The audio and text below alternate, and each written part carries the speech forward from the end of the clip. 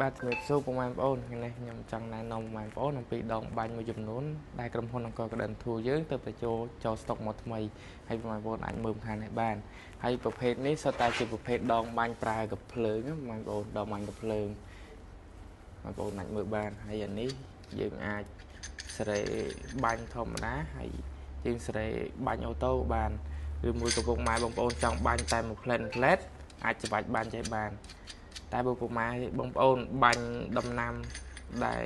បាញ់ច្រើនអាចសេរីវាបើកអូតូបាននេះយើងស្រួលបិទបើកហើយនេះជាប្រភេទកាភ្លើងដងស្ពាន់បងប្អូនហើយបងប្អូនអាចមើលបានគឺ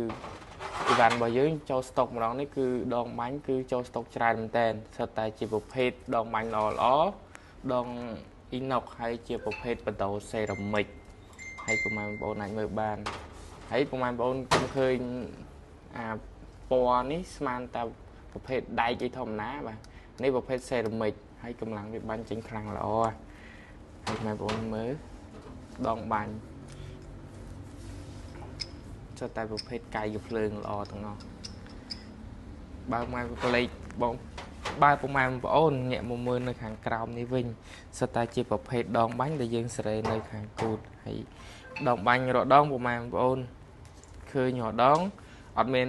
អាផ្លោកនៅខាងលើនេះទេគឺដងបាញ់ធម្មតាហើយដងបាញ់ប្រភេទនេះយើងមានផ្លោកខ្យល់នៅខាងលើគឺដើម្បីជំរុញកម្លាំងទឹកឲ្យបាញ់កាន់តែខ្លាំងណាហើយប្រភេទនេះបងប្អូនគឺជាបដូសេរ៉ាមិកហើយម៉ែ